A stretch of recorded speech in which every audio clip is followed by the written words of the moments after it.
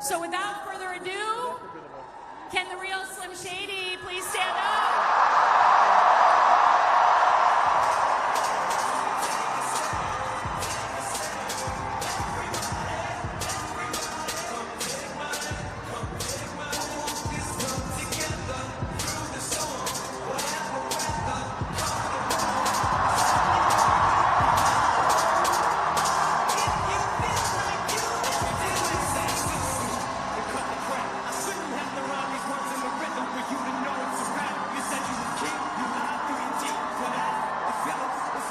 Detroit!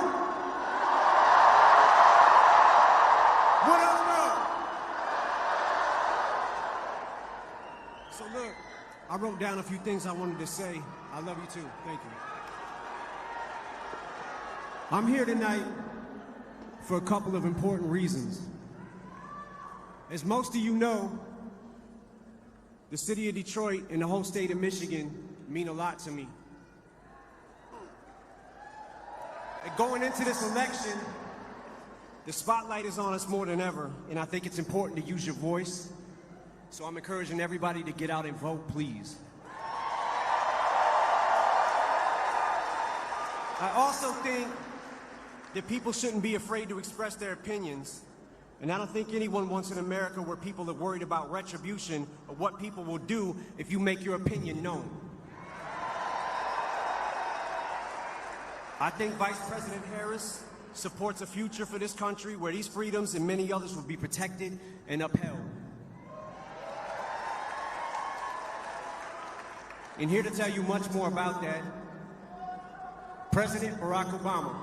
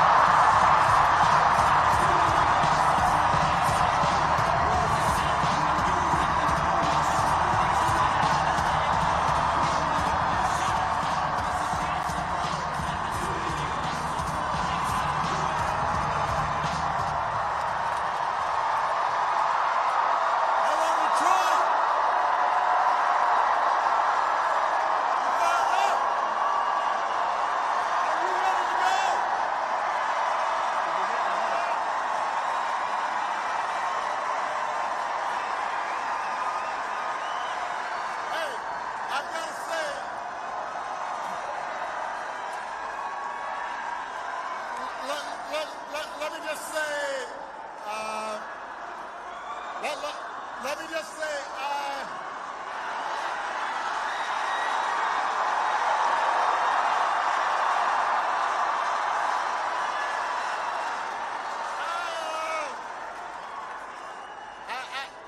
I gotta say, you know, I have done a lot of rallies, so I don't usually get nervous. But I was feeling some kind of way following Eminem. Now I notice my palms are sweating, knees weak, arms are heavy, burning on my sweater already, mom's spaghetti. I'm nervous, but on the surface I look cold and ready to drop bombs, but I keep on spaghetti.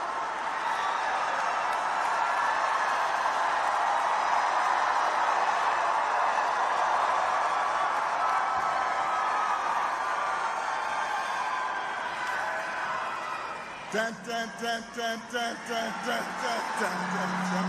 I thought Eminem was going to be performing. I was going to jump out. Love me some Eminem. I love you back. All right. I love you back.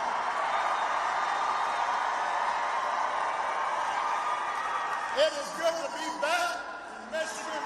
Good to be back in Motor City.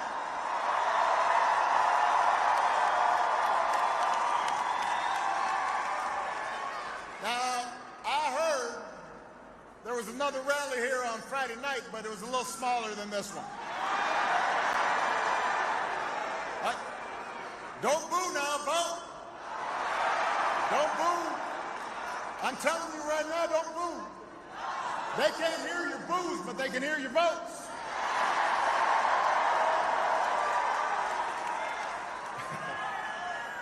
And I am here today for a very important reason.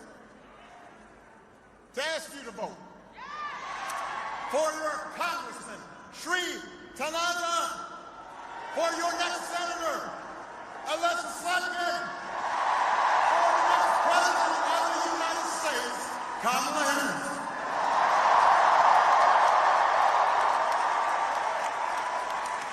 And I know you've heard this already, but it is worth repeating.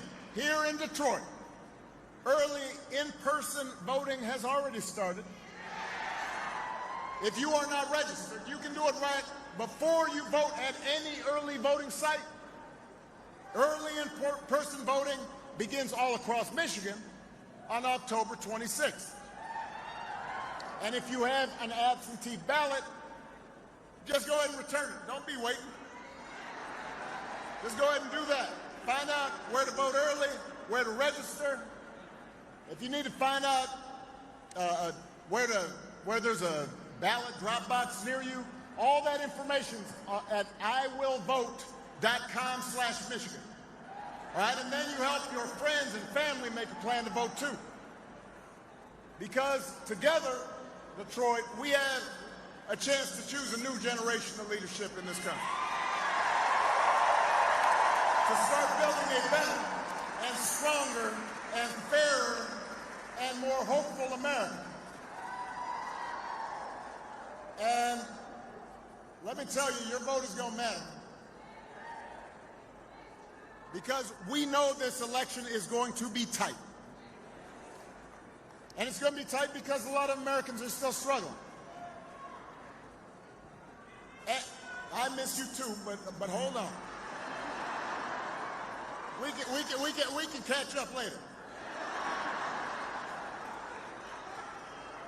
As a country, hold on a second. As a country, we've been through a lot together these last few years. There was a historic pandemic, and it wreaked havoc on our communities and our families and our businesses. Disruptions from the pandemic then caused prices to hike, and that put a strain on family budgets. And people started feeling like no matter how hard they worked, they're just treading water. So I get why people are looking to shake things up. I understand that. But what I cannot understand is why anybody would think that Donald Trump will shake things up in a way that is good for you. Because there is absolutely no evidence that this man thinks about anybody but himself. I have said it before. Donald Trump is a 78-year-old billionaire who has not stopped whining about his problems since he rode down his golden escalator 9 years ago. And when he's not complaining, when he's not doing some strange tweet, he's trying to sell you stuff. I mean, who is hawking merch when they're running for president? I mean, he's trying to sell you golden sneakers. He's trying to sell you a $100,000 watch. Says it's made in Switzerland, but nobody really knows. And then, listen up, my favorite is the Trump Bible. Don't move. Don't move, vote. Gideon gives the Bible out for free. He wants to sell you the Word of God, Donald Trump edition. He's got his name right there next to Matthew and Luke. And I'll give you one guess where those Bibles are made. He's Mr. Tough Guy on China, except when he can make a few bucks. Listen, you cannot make this stuff up. If this was a routine on Saturday Night Live, you'd be all like, no, you know, that's going too far. But it's all true. And the reason he's doing it is because all he cares about is his ego and his money and his status. He's not thinking about you. For him, power is nothing more than a means to his ends. He wants the middle class to pay the price for another huge tax cut that would mostly help him and his country club buddies. He doesn't care if he costs women their reproductive rights because he figures it won't make a difference in his life. And this is the most important thing. Now, I want everybody to listen up. Donald Trump wants us to think that this country is hopelessly divided between us and them. And us, for him, is the, quote, real Americans who support him. And everybody else who doesn't, that's them. That's the enemy. And he does this because he understands that dividing people, making people angry, that boosts his chances of being elected. So that's his mindset. Those are his intentions. And then there is also the question of his competence. Now, y'all have an example of competence in your outstanding governor, Gretchen Whitmer. That's what competence is. Getting stuff done. On the other hand, have you seen Mr. Trump lately? He's out there just, he'll give like 2.5-hour speeches. Just a word salad. You don't know what the heck he's saying. The other day, he had a town hall meeting. Now, I've had a lot of town hall meetings. And the point is that you're supposed to listen and then answer questions from your constituents. About 45 minutes into it, he just said, you know what, I don't feel like taking questions no more. And then he just played music for half an hour. He's just up there swaying to Ave Maria and YMCA. Can you imagine if Elissa or I or Gretchen did that? Now, I will say our playlist might be better. I'd have to lose yourself on there.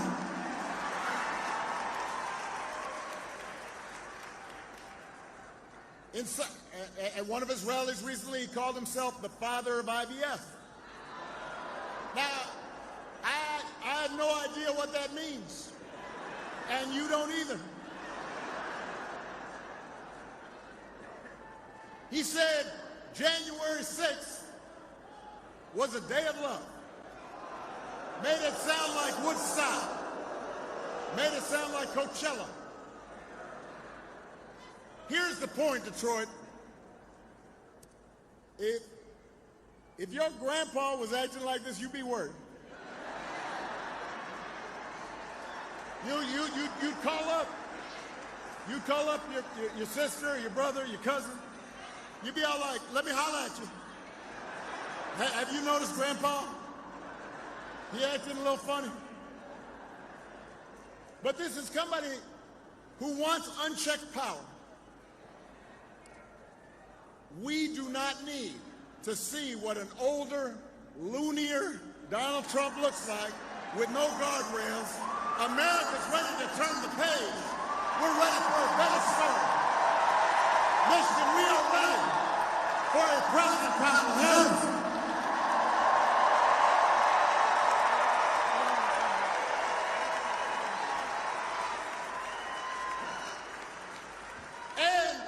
The good news is Kamala Harris is ready for the job.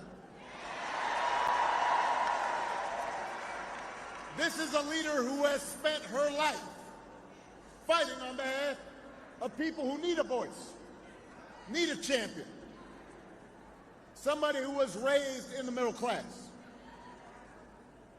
She worked at McDonald's when she was in college to pay her expenses. She did not pretend to work at McDonald's when it was closed.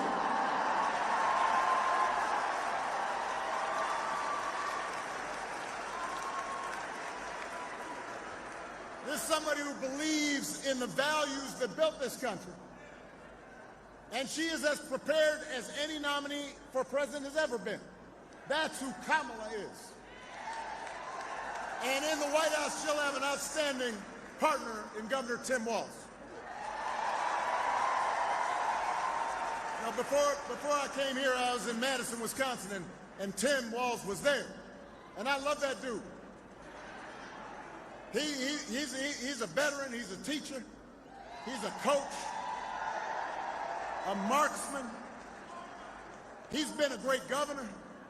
And he's a car guy. He can even take a vintage truck apart and put it back together again.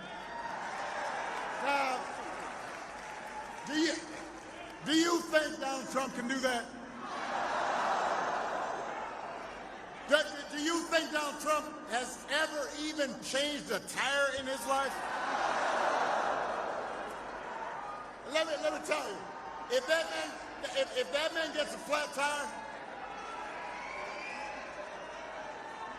what's the matter? We need an EMT? I think we may need an EMT back there. That's all right. This always happens. Everybody bend your knees a little bit. Yeah. Dun, dun, dun, dun, dun, dun, dun, dun, dun, dun, dun, dun. You got to keep moving a little bit. Don't lock those knees. EMT right back there, please. Now, I am telling you, he has not ever changed a flat tire. He has his chauffeur change a tire. He says, Jeeves, Jeeves, change that tire. That's what he calls him, Jeeves. I don't know if his name's actually Jeeves, but that's how I imagine it. The point is, if you elect Kamala and Tim, they will not be focused on their problems. They'll be focused on your problems.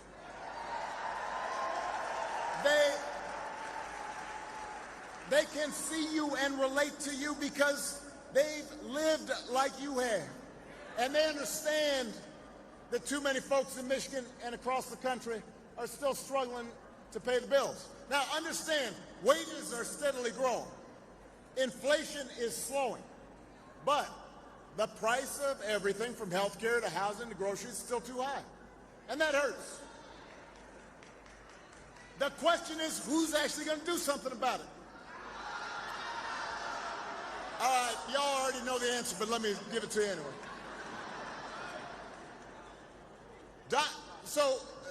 And this is, you have to do a little bit of homework, kind of examine their plans.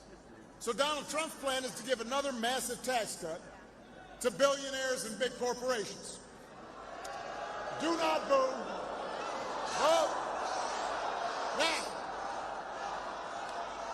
Now, I'll be honest with you. I've been talking to people around the country, and sometimes I hear people say, well, you know, yeah, I know Trump's kind of goofy, but I do remember the economy when he first came in, it was pretty good.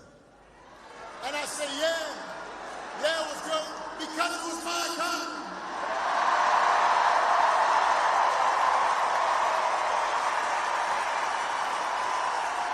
I know y'all remember it. I know folks in Detroit remember it. I spent 8 years cleaning up the mess that the Republicans left me. Y'all remember, the auto industry in America was flat on its back. They didn't want to lift a finger to help. And we made the investments to reopen those factories and put people back to work. And by the time I left office, I handed over to Donald Trump 75 straight months of jobs growth. Yeah, the economy was good because we did the work.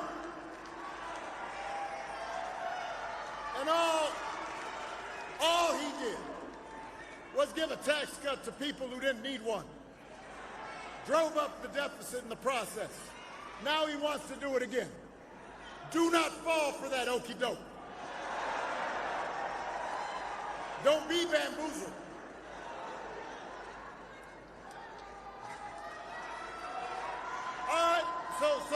So that's on the economy. When it comes to health care, Donald Trump's only answer is to end the Affordable Care Act. Now, do not boo. Now, if you ask him, hold on. If you ask him, he doesn't really even know why he wants to end it, except for the fact that I did it. So, but the problem he's got, the problem Vance has got, is it's now popular, right? Because 50 million people have gotten health care from it. It didn't happen before. So y'all remember this? A couple weeks ago, his running mate is debating Tim, and his running mate says, has the nerve, has the chutzpah, has the gall to say Donald Trump, quote, salvaged the Affordable Care Act. Donald Trump spent his entire presidency trying to tear that thing down. And he couldn't even do that right. And now, 8 years after he was elected, the moderator in the debate, y'all remember this, moderator says, all right, well, if you take down the Affordable Care Act, what are you going to do? He said, well, I've got concepts of a plan for how we replace it. Concepts of a plan. Now, I want y'all to think about this. Let's say your boss gives you an assignment, says, look, I need it by Friday. So Friday rolls around, your boss says, did you finish that project? And you say, well, actually, I haven't started, but I do have a concept of a plan. Or you could try it at home. Honey, did you do the dishes? I have a concept of a plan to do the dishes. How's that going to go over? If it would not work for you, why should it work for the President of the United States? And the good news is that Kamala Harris does not have concepts of a plan. She has an actual plan to make your life better. To bring down the cost of things like groceries. She'll go after corporations that are trying to jack up prices, just like she went after the big banks and for-profit colleges when she was the Attorney General in California. To lower housing costs, Kamala is going to cut red tape and work with state and local governments and the private sector to build 3 million new homes. She'll give first-time homebuyers up to $25,000 to help with the down payment. Concrete plans. To lower health care costs, Kamala's already worked with Joe Biden to bring down the cost of insulin and more than 50 prescription drugs. She's going to do more. As president, she will not stop working to limit out-of-pocket costs and protect your care. And instead of giving more tax cuts to billionaires, raising prices on working families, Kamala's going to give a tax cut to people who need it. 100 million working class and middle class and working people here in America. You know, that's who Kamala is. That's what she stands for, not concepts of a plan, but actual plans. Now, if you challenge Trump or Vance on these quote-unquote concepts, then they'll fall back on one answer. This is their go-to about everything. Blame immigrants. He wants you to believe that if you let him round up whoever he wants and ship them out, all your problems will be solved. Now, hold on a second. Listen up.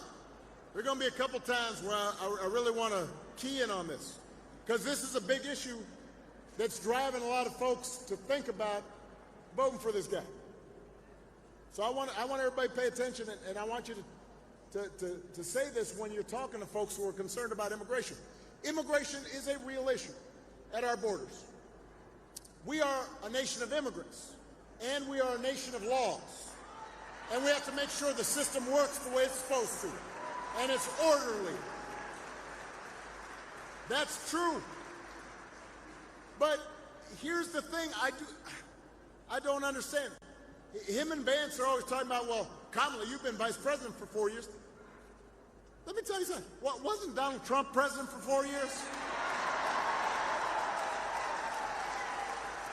Wasn't he in charge for 4 years? If rounding up and deporting millions of desperate people, many of them who are women and children, if that's the answer to everything, why is it that the number of undocumented immigrants basically stayed the same when he left office as when he took office? He did not solve the problem, and I'll tell you why. Because he does not have a real plan.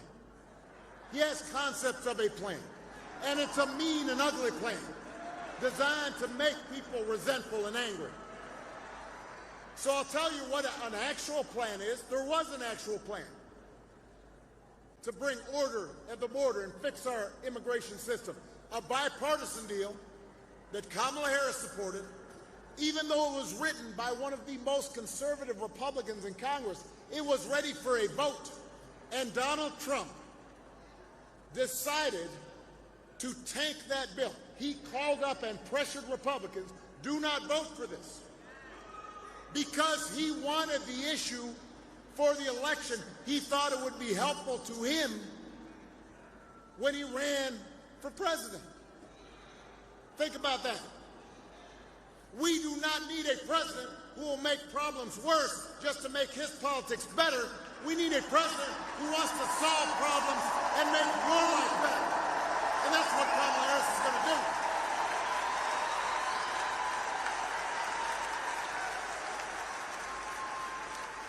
And to help her do it, she will need a Senate full of public servants like Elissa Slotkin.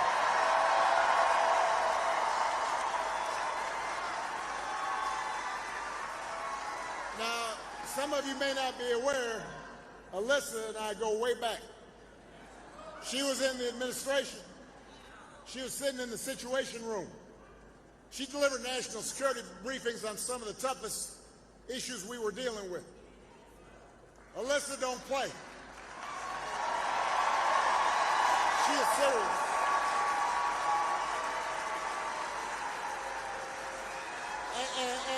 And on some of these key issues, I'd have her negotiate on my behalf because she understood when you had to compromise and when you had to stand firm.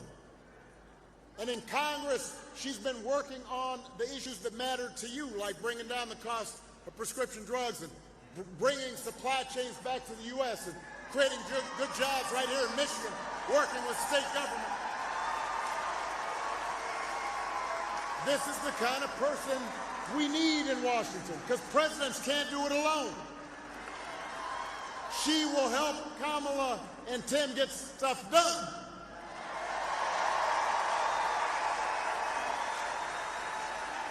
Somebody who shares our values and wants to move the country forward and not back.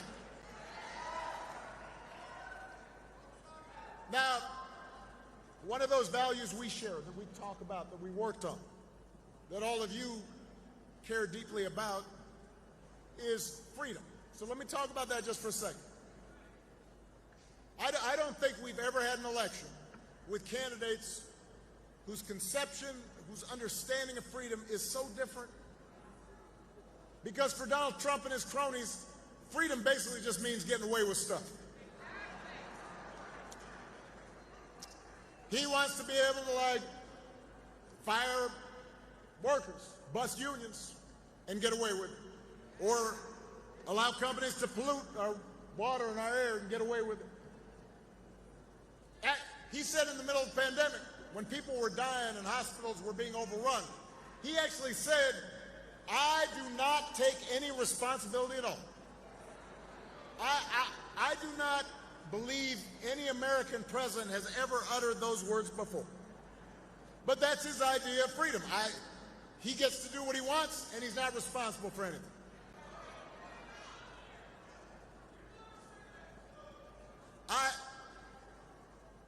We have a broader idea of freedom. We believe in the freedom, if we're willing to work hard to provide for our families. We believe in the freedom to breathe clean air and drink clean water and send our kids to school without worrying if they're going to come home. We believe that true freedom gives each of us the right to make decisions about our own lives, and it requires us to recognize that other people have the freedom to make different choices. You know, I've always said on tough issues, let's take one of the toughest. There are good people of conscience on both sides of the abortion divide. And I respect anybody whose faith tells them this isn't something they can support. But if we believe in freedom, then we should at least agree that such a deeply personal decision should be made by the woman whose body is involved and not by politicians.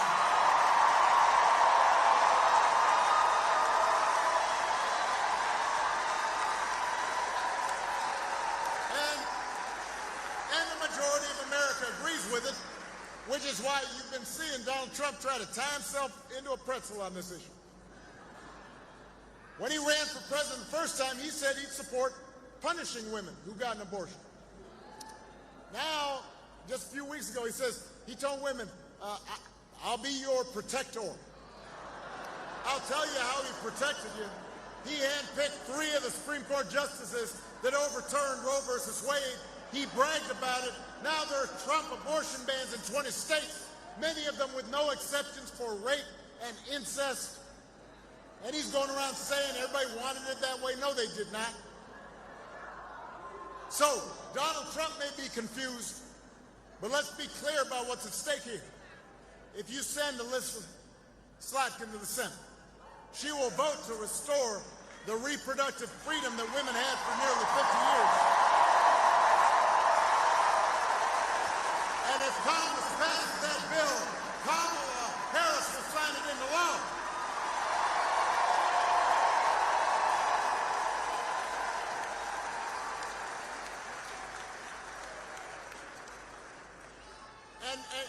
And that is just one example of how elections matter. And I want to spend a little time on this. Don't worry, I'm almost done. Hey,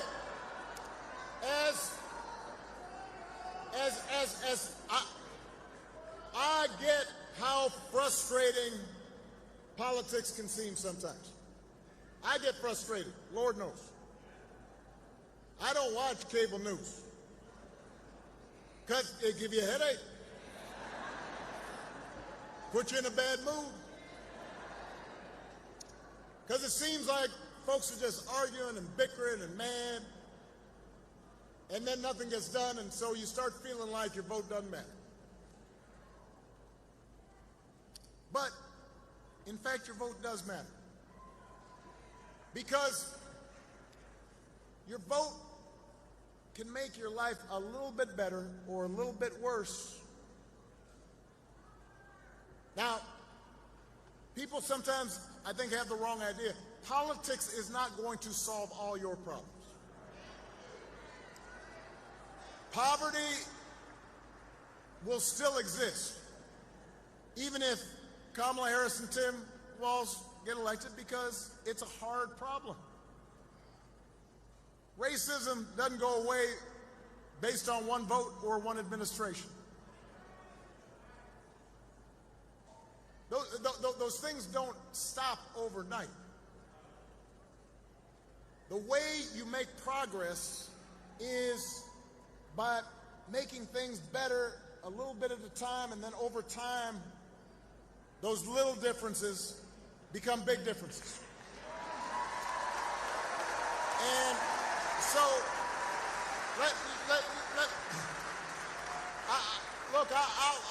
I'll use an example. Because over 8 years, Elissa, myself, others worked really hard, and we got a lot of stuff done, but there's a bunch of stuff I didn't get done. I didn't solve, for example, all the problems with our healthcare system. But almost 50 million people have gotten healthcare through the Affordable Care Act. It made a difference in their lives. Everybody in this auditorium knows somebody who would not have had health insurance if it hadn't been for that bill. More than 50 million people with pre-existing conditions can no longer be denied coverage or charged more. Before that passed, if you had a kid who got sick, even if they got cured, the fact that they had gotten sick before, that they had a pre-existing condition, they might not have been able to get insurance. So, no. Look, I'm using this as an example to tell you that a little bit of change for the better makes a difference. I'll give you another example that nobody talks about anymore. And I don't know why we don't talk about it. When I was president, in my second term, and we had been dealing with, we had seen like the H1N1 virus and the Ebola virus, and I talked to scientists, and they said, look, with globalization, with travel, growing populations, at some point we're going to have a big pandemic. So I said to my team, I said, look, the same way we plan for hurricanes, tornadoes, we actually have to plan for a pandemic. So we put together a whole playbook, talked to the experts, we got all the agencies together. We said, if a pandemic happens, here's how we are going to deal with the public health system. Here's how we're going to deal with the schools. Here's how we're going to accelerate vaccinations. And here's how we're going to explain it to people so people can understand it. We've practiced it. So when Donald Trump comes in, just like I handed him a good economy, I handed him this playbook, and he just, I guess, dropped it in the trash bin. 3 years later, a pandemic hits. Now, I want to be really fair and accurate on this, all right? No matter who was president, COVID was going to be a crisis. No matter who was president, people were going to die and get sick, and there were going to be businesses that shut down for a while and travel restrictions, because this is something that hadn't happened for 100 years.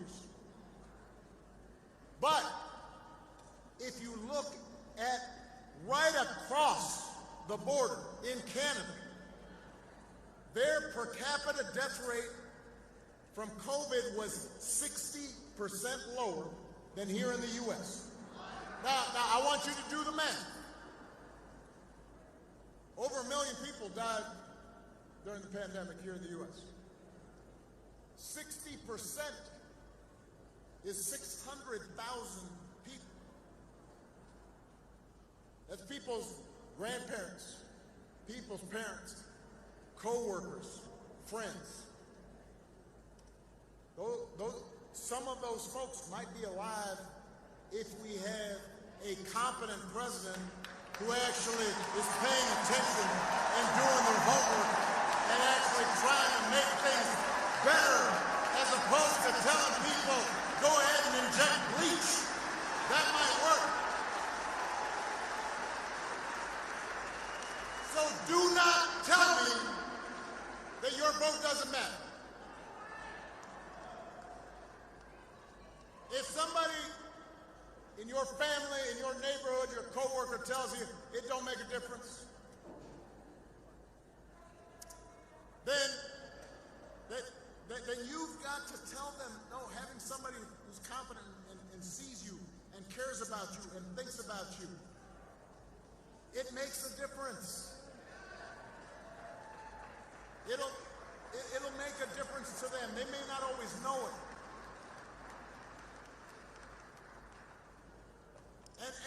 And if that's not enough, then you also have to remind them that any election is about more than just policies. It's about values, and it is about character.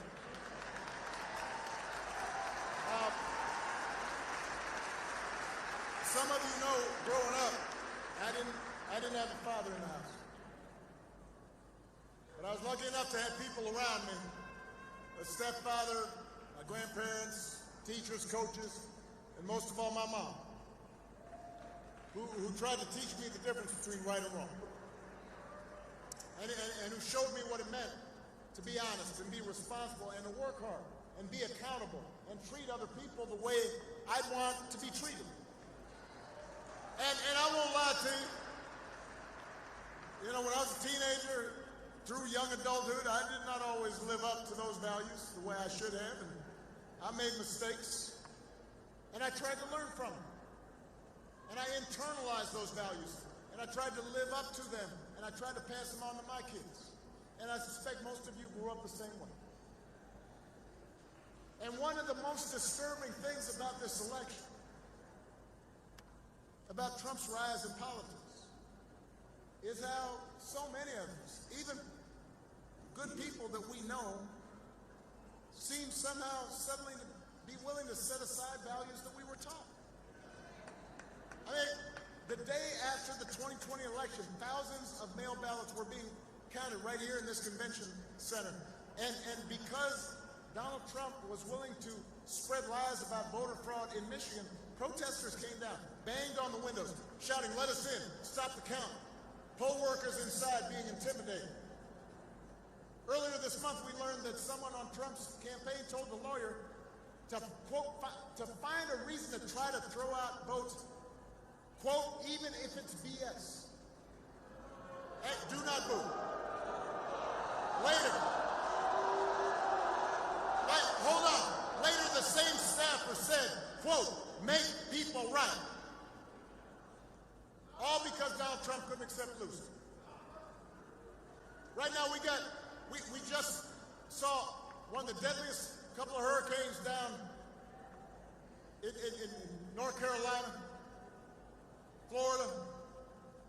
And while Biden and Harris are comforting families and trying to get aid, and FEMA workers are trying to go out there, Donald Trump is making stuff up, saying that, oh, they're diverting emergency funds to immigrants, and that they're not giving it to Republican counties.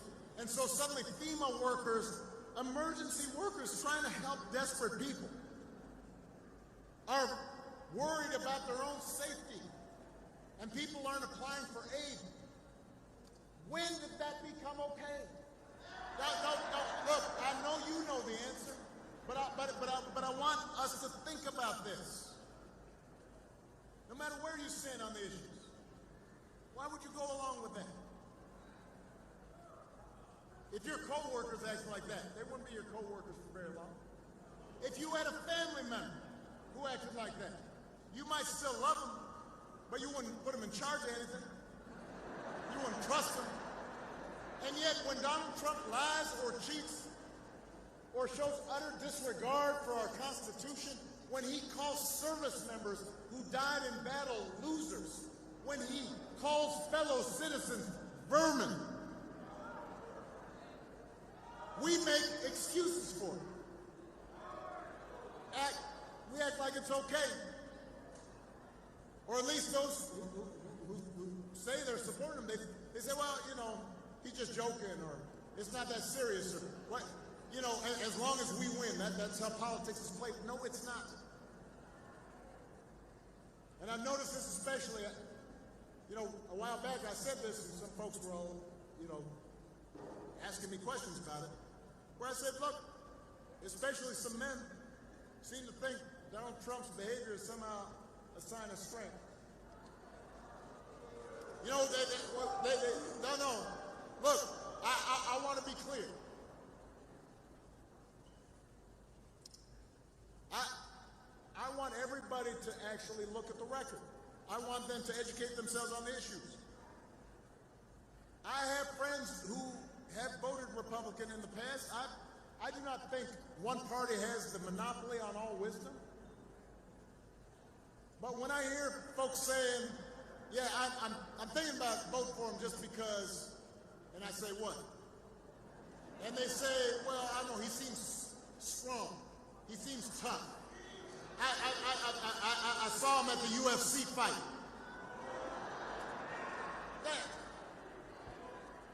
I am here to tell you that is not what real strength is. It never has been. Real strength is about working hard. All those guys showing up every day on the factory floor, busting their butts to support their families, that's real strength. Real strength is taking responsibility for your actions and upholding your duty. Real strength is about telling the truth, even when it's inconvenient. Real strength is about helping people who need it and standing up for those who can't always stand up for themselves. That's what we should want in our daughters and our sons. And that is what I want to see in the President of the United States of America.